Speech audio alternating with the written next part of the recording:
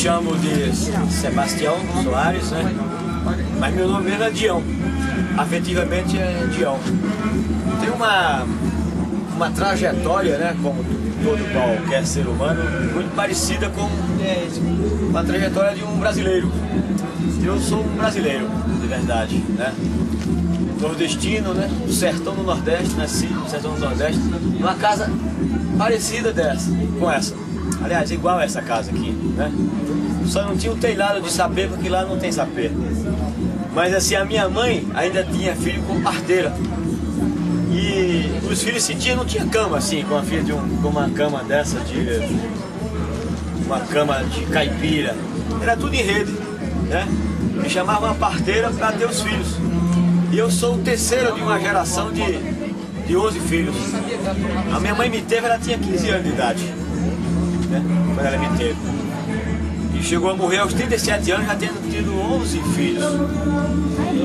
E ao sair de lá, de uma casinha que nem essa aqui mesmo, a casa dessa, tem todas as minhas lembranças, todas as minhas afetividades, né? Isso aqui para mim, além desse clima harmonizador, né, ele me remete a um passado muito alegre, né? Porque era uma criança pobre, mas tinha uma alegria muito grande no nosso coração, era uma família muito unida, né? E quando a minha mãe morreu, eu tive que me mudar para Natal, capital do Rio Grande do Norte e tal. Uma luta muito interessante. Chegando em Natal, fui morar na casa do estudante, né? Isso eu tinha 10 anos de idade. Na casa do estudante abrigava 800 estudantes de todo o interior do Brasil. Nordeste do Brasil e do Brasil inteiro. Lá era estudantes de secundaristas e estudantes universitários. E era bem na época da ditadura militar. Eu, imagina, uma criança de 10 anos, né? Como começar a procurar escola, né? Como é que eu era aceito naquela casa de estudante? Não era aceito. Mas aí tinha alguns amigos da minha família, me aceitou, me abrigou lá. Eu terminei ficando morando numa cama de campanha. A cama de campanha é aquelas camas que abre e fecha, para não perturbar ninguém, você fecha ao se acordar. Fiquei dormindo nos corredores da casa do estudante e também nos porões. Os porões dessa casa do estudante era um pardieiro. Lá onde teve a intentona comunista nos anos 30, né? E terminou ela virando uma casa para estudantes. Lá foi quartel de polícia e presídio. E nos porões onde ficavam os presos, os prisioneiros. E nós, como era mais primários, teria que ir para lá. Para encurtar a história, só sei que aos 15 anos eu me tornei diretor de cultura da Casa dos Estudantes do Rio Grande do Norte, né? Foi um desafio muito grande naquela época. E a pessoa, aos 15 anos, ser diretor de cultura de uma diversidade de sujeitos, né, de todo o Brasil. Pessoas muito críticas naquela época, mas a gente era piolho de biblioteca. E fazia muitos movimentos culturais, estudantis, etc. Ocupava reitoria, ocupava praças, 7 de setembro, onde tinha o abrigo do governador, do governo do estado do Rio Grande do Norte. E aí foi assim que começou exatamente a minha obstinação pela arte, pela cultura, pelas expressões da cultura popular, né? E mais assim exatamente pela causa pública, né? Dentro das políticas públicas. Porque militei exatamente a partir de uma casa que nem essa, com esse arejamento, com esse ar familiar, com este ar de construção, né? Construção de fazimento, eu acho, pelo saber local, pelo fazer local, que me instigou a ser esse brasileiro, né? A esse brasileiro nordestino que já morou no Brasil inteiro. Quando eu vim morar em São Paulo, eu já vim do Rio Grande do Sul, de outros lugares. E eu acho que escolhi morar no Rio Grande do Sul porque lá também era Rio Grande, né? Eu sou do Rio Grande do Norte e fui morar no Rio Grande do Sul. Então eu sou um gaúcho do Norte, fui morar junto com os gaúchos do Sul.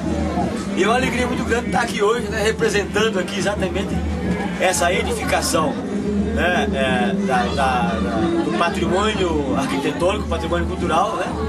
Que é uma representatividade. Eu acho que para o jovem, para a criança que vê essa casa, adentra nela e se entusiasma e fica se achando assim, nossa, que coisa maravilhosa, com tantos depoimentos. Vi depoimento de crianças, vi depoimento de jovens, e vi depoimento de pessoas saindo daqui chorando. Olha, isso aqui lembra a minha infância, lembra a minha vida, lembra a minha família e tal.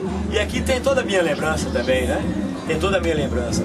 Mas tem a lembrança também do brasileiro, porque aqui quando na época dos mamelucos, né, dos bandeirantes, né, adentrando aqui nas entradas de bandeira nesse interior de São Paulo lá fora, eles construíram barracos, né, barracões e também edificações dessa forma, né, de pau a pique, né. Isso aqui é uma construção de pau a pique, lá no Nordeste chama-se casa de taipa, né, e esse teto de sapê é exatamente característico daqui da região da Mata Atlântica, né. Então tem muito a ver com a paisagem, né, com o traçado, com o patrimônio cultural, né, do Brasil.